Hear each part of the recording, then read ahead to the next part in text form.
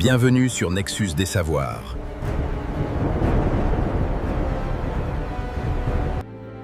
Vous n'êtes pas en retard. Vous vous comparez à une illusion. Ce n'est peut-être pas votre vie qui est vide. C'est peut-être l'écran qui vous a appris à la trouver insuffisante. Vous ouvrez Instagram, un collègue est aux Maldives. Une connaissance annonce sa promotion. Un ami d'enfance vient d'acheter une maison. Et sans même vous en rendre compte, une question s'installe. Et moi, pourquoi ai-je l'impression d'être en retard ? Voilà le piège moderne de la comparaison. Nous ne comparons plus notre vie à la réalité des autres, mais à leur vitrine.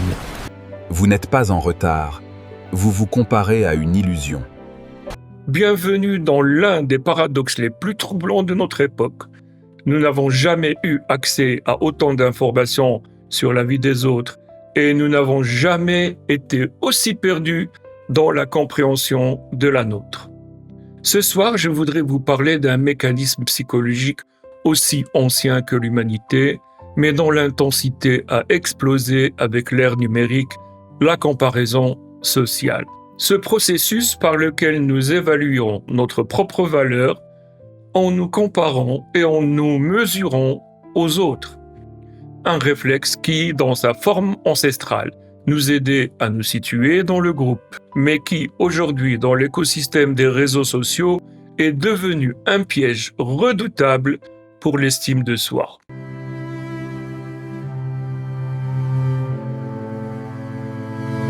Le psychologue social Léon Festinger, en 1954, a formulé ce qu'il a appelé la théorie de la comparaison sociale. Son hypothèse : nous avons un besoin inné d'évaluer nos opinions et nos capacités.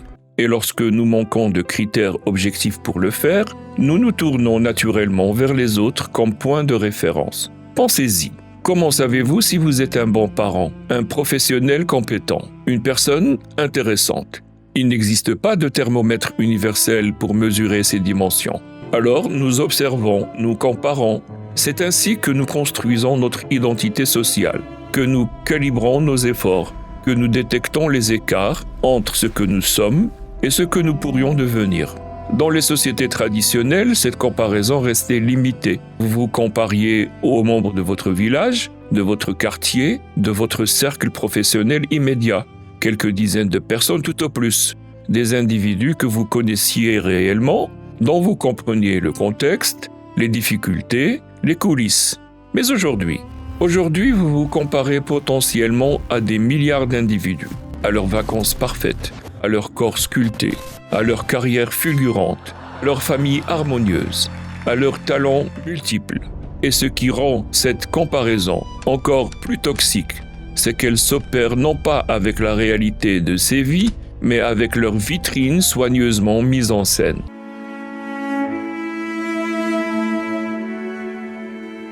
Laissez-moi vous raconter quelque chose que j'ai observé au fil de mes années d'enseignement.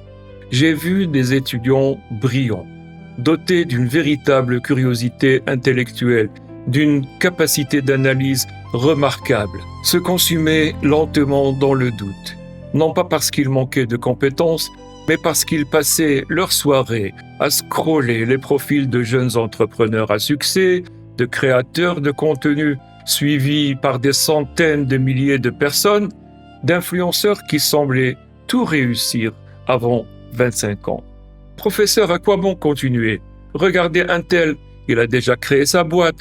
Regardez une telle, elle parle 5 langues et voyage partout dans le monde entier.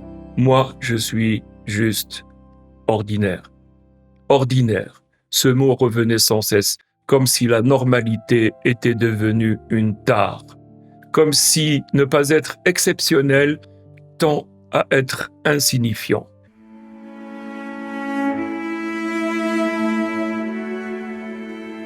Les réseaux sociaux ont transformé la comparaison sociale en une pratique permanente, compulsive et profondément biaisée. 3 mécanismes psychologiques se conjuguent pour créer ce que les chercheurs appellent désormais l'anxiété comparative digitale.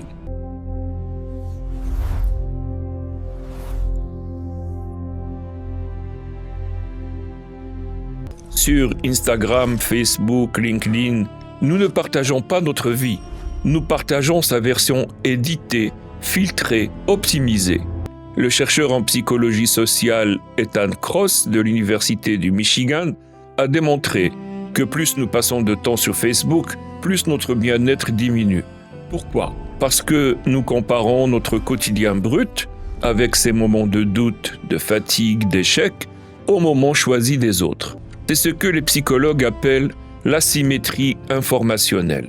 Vous connaissez l'envers de votre propre décor, vos angoisses à 3 heures du matin, vos projets qui n'aboutissent pas, vos relations qui se fissurent, mais des autres, vous ne voyez que la façade, le diplôme obtenu, jamais les nuits blanches qui l'ont précédé, la promotion célébrée, jamais les compromis qu'elle a exigés, le couple souriant, jamais les disputes qui ont failli tout briser. Vous comparez donc votre réalité complète à la réalité tronquée d'autrui, et invariablement, vous vous sentez en déficit. Le deuxième mécanisme, c'est l'amplification quantitative. Avant les réseaux sociaux, vous aviez conscience que certaines personnes réussissaient mieux que vous. C'était une information sporadique, presque anecdotique. Aujourd'hui, cette information vous assaille en continu. Des centaines de posts par jour vous rappellent que quelqu'un, quelque part, fait mieux, possède plus, vit mieux. La psychologue sociale Sherry Turkle du MIT parle de présence absente.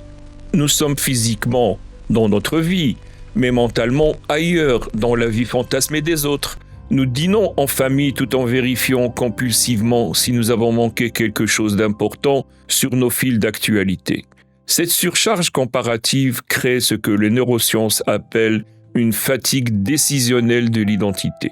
À force de nous comparer, nous ne savons plus qui nous sommes vraiment, ce que nous voulons sincèrement. Nos désirs deviennent des échos des désirs des autres. Nous voulons ce voyage parce que tout le monde voyage. Nous voulons cette carrière parce qu'elle semble valorisée.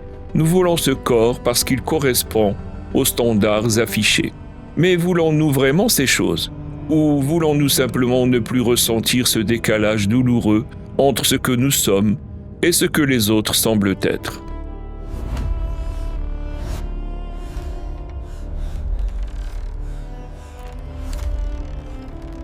Le troisième mécanisme, c'est la comparaison ascendante systématique. Festinger avait identifié 2 types de comparaison, ascendante vers ceux qui font mieux que nous et descendante vers ceux qui font moins bien. La première peut être motivante, la seconde rassurante.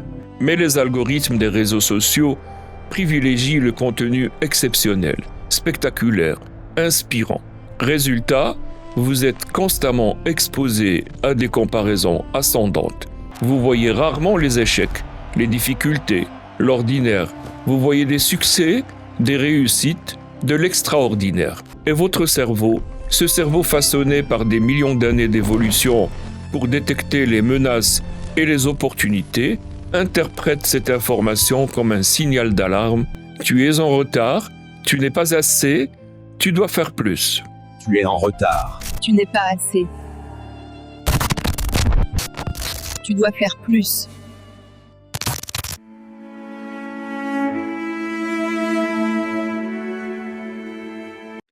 Permettez-moi une parenthèse personnelle. J'ai moi-même ressenti cette pression.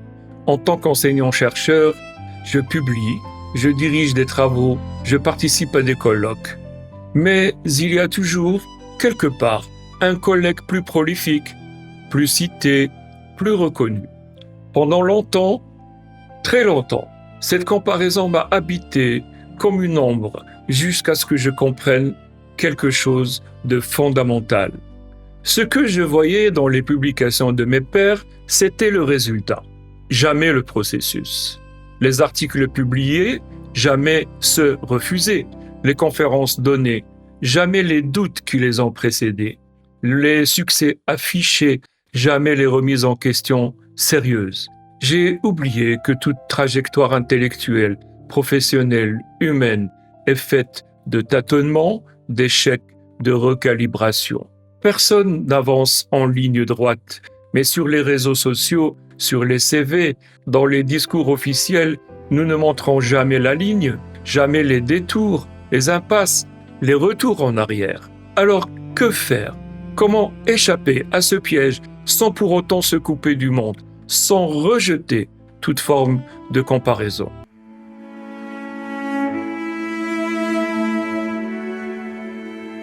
La réponse n'est pas dans l'évitement total, elle est dans la transformation de notre rapport à la comparaison.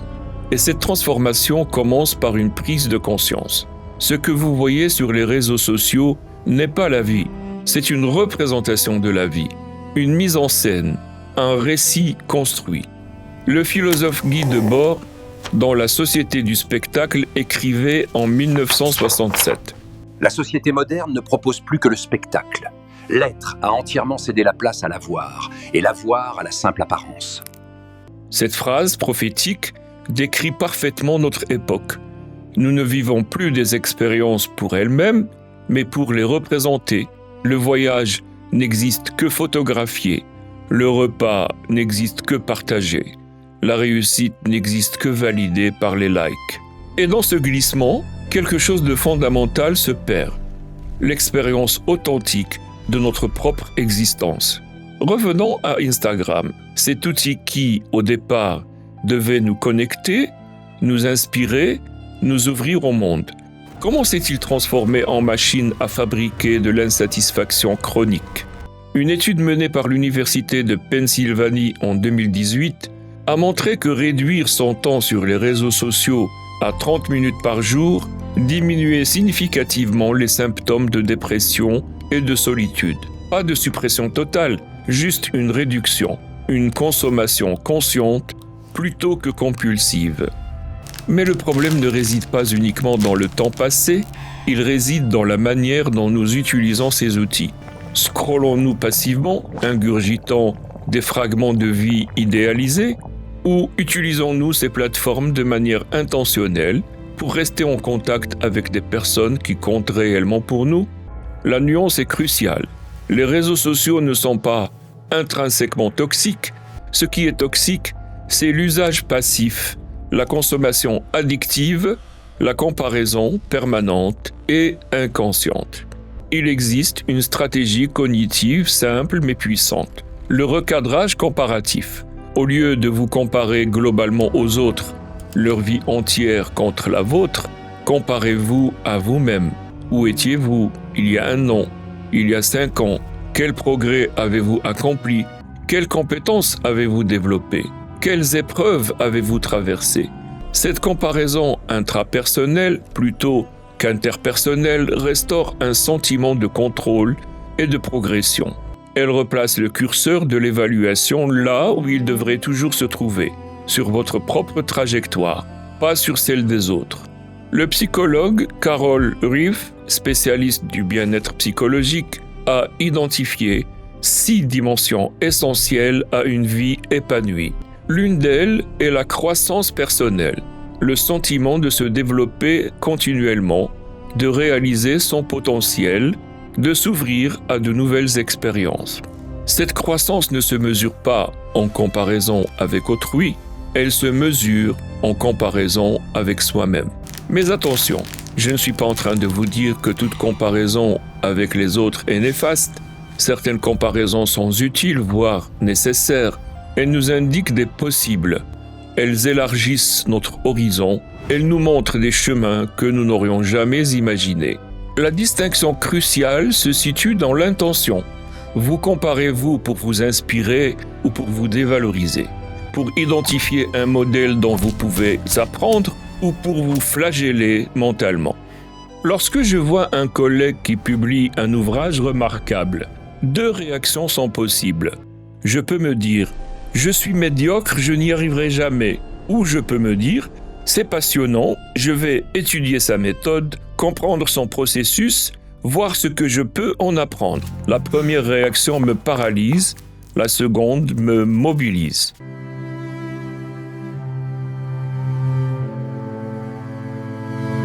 Il y a quelques années, j'ai encadré une étudiante en master, brillante, travailleuse, dotée d'une capacité analytique impressionnante. Elle était rongée par un sentiment d'imposture. Chaque feedback positif était immédiatement disqualifié dans son esprit. Oui, mais un tel aurait fait mieux. Oui, mais je n'ai rien fait d'exceptionnel.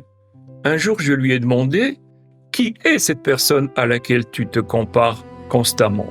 Elle a réfléchi, elle a réalisé quelque chose de troublant. Cette personne n'existait pas, c'est un composite imaginaire, un amalgame de toutes les qualités qu'elle percevait chez les uns, l'intelligence de l'un, la créativité de l'autre, l'éloquence d'un troisième, la rigueur d'un quatrième. Elle se comparait à un être parfait, inexistant, construit de toutes pièces par son esprit. Et évidemment, elle était toujours en déficit face à cette chimère.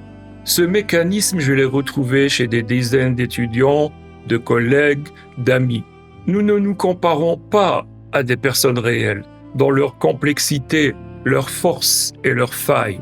Nous nous comparons à des idéaux composites, à des projections fantasmées. Et cette comparaison est par définition vouée à l'échec.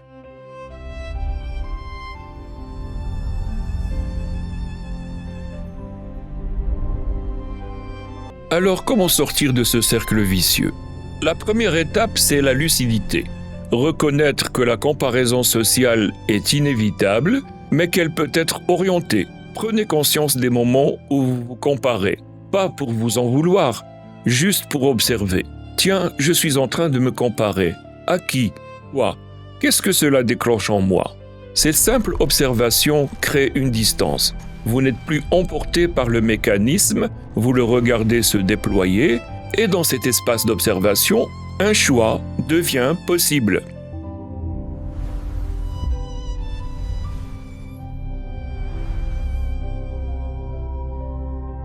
La deuxième étape, c'est la contextualisation. Rappelez-vous que toute vie a ses coulisses. Derrière chaque réussite affichée se cachent des doutes, des échecs, des compromis. Personne ne vit une vie parfaite. Personne. L'image que vous voyez est toujours partielle, toujours filtrée. La troisième étape, c'est la redirection. Au lieu de vous comparer aux autres, comparez-vous à la version de vous-même que vous souhaitez devenir. Définissez vos propres critères de réussite, pas ceux de votre famille, de votre culture, de votre groupe social, les vôtres. Qu'est-ce qui compte vraiment pour vous ? Qu'est-ce qui donne du sens à votre existence ? Ces questions, si simples en apparence, sont d'une puissance redoutable parce qu'elles déplacent le curseur. Vous cessez d'être en compétition avec les autres, vous entrez en dialogue avec vous-même.